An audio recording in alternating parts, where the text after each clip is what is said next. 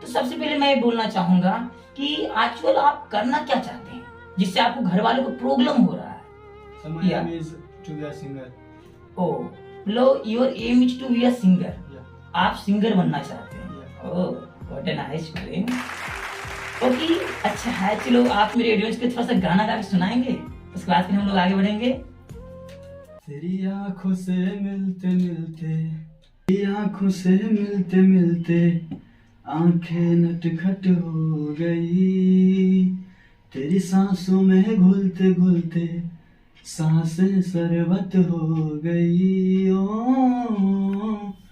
तेरी आंखों से मिलते मिलते आंखें नटखट हो गई, तेरी सांसों में घुलते घुलते सांसें शरबत हो गई।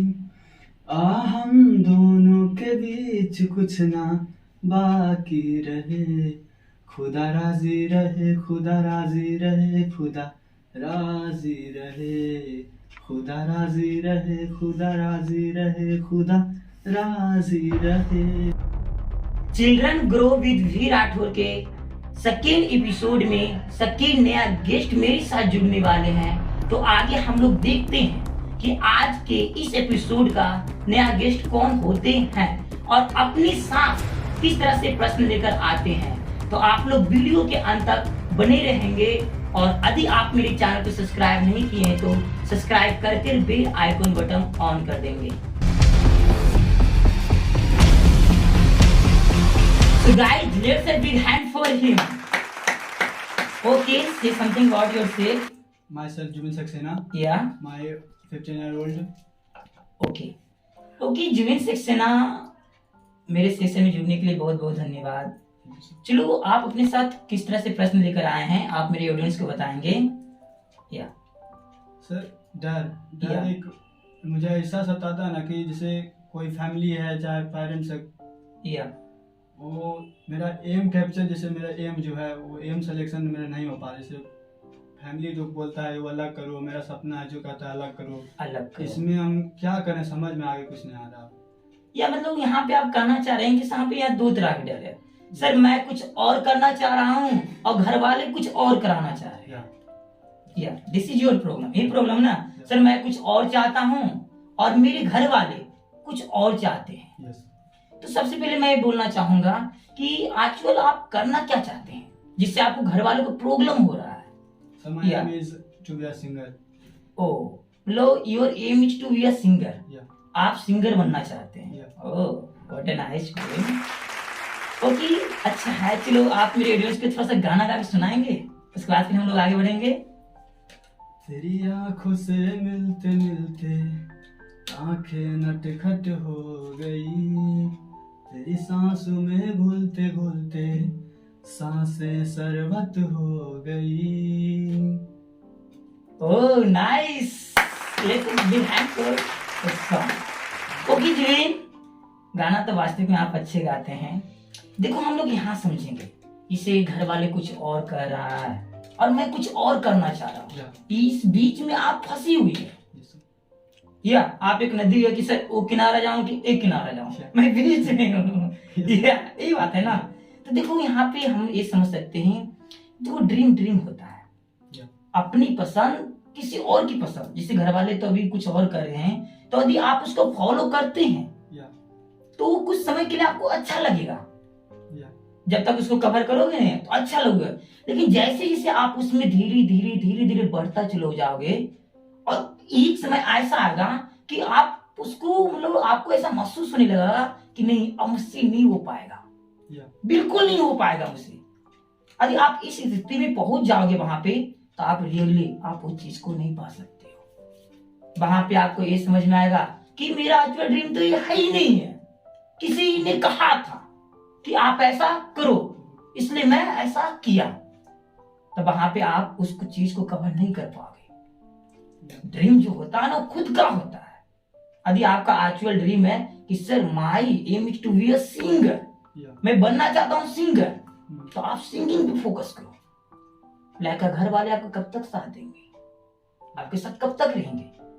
सबका तो टाइम होता है ना, कुछ दिन में तो वो भी तो बिखर जाते हैं, एक समय ऐसा आता है। या तो यहाँ पे मैं एडवाइस देना चाहता हूँ कि आप खुद को सुनो, दूसरों को नहीं। दूसरों को सुनना बस उतनी ही बस। अच्छा, मैं यहाँ पे बोलना चाहूंगा कि घर वाले क्या चाहते हैं। सर घर वाले चाहते हैं कि फैमिली जो बोल हाँ। रहा ना कि ये सब बेकार है, पढ़ाई पे फोकस करो, तेरा उम्र पढ़ाई का है, पढ़ाई करो।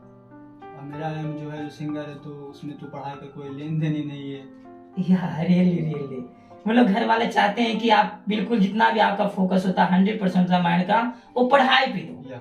ये सिंगिंग इसमें बेकार है, ये फालतू का चीज है। या ऐसे घर वाले बोलते हैं ना, इसमें क्यों करते हो? तुम एग्जाम्पल दो ना थोड़ा बहुत। जब शांत बैठे रहते हैं ना, तो उन्हें दिखाया करो कुछ ना कुछ प्रूफ कि देखो माँ, ये देखिए पापा, कि देखो ये जो इतना दूर बढ़े हैं, जिससे स्विमिंग के लता मंगेशकर नोबेल प्राइज मिला है ना, अरिजीत सिंह है, या जैसे आपका नाम जुबिन है, एक जुबिन नटियाल भी सिंगर है ना, वो भी सिंगर है ना। तो क्या यदि वो भी आपकी तरह सोचते हैं तो आज के उतना दूर तक पहुंच पाते हैं? नहीं ना। तो घर वालों को ऐसे एग्जाम्पल दो।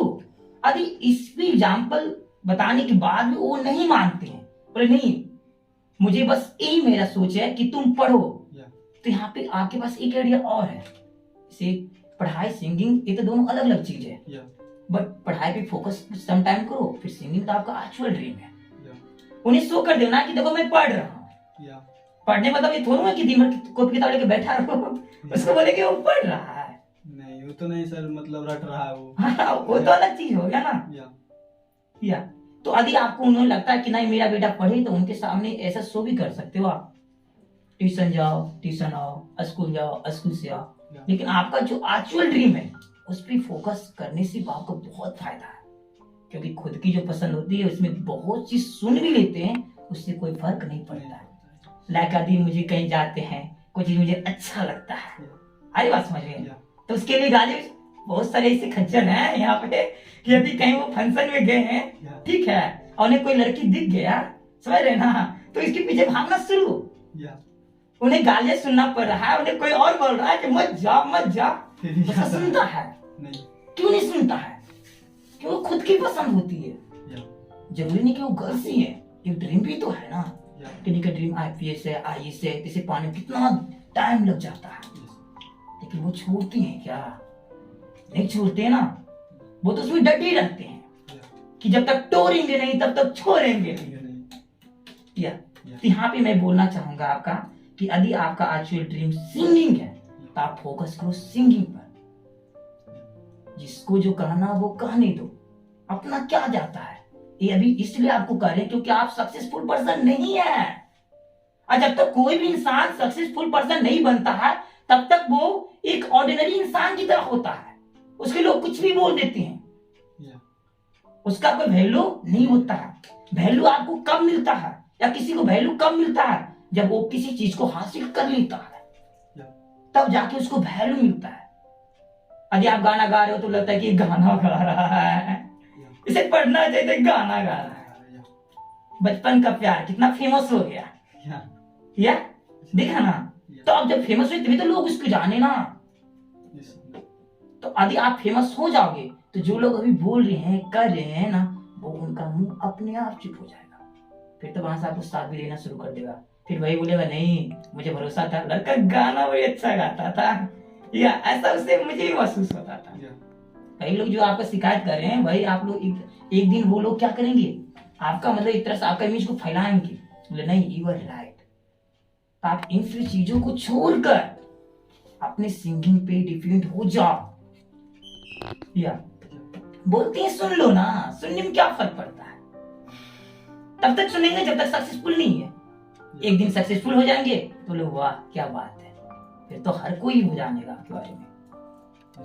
या और यदि आप इस तरह से नहीं करते, देखो डर क्या कहता है कि डर से डरो नहीं,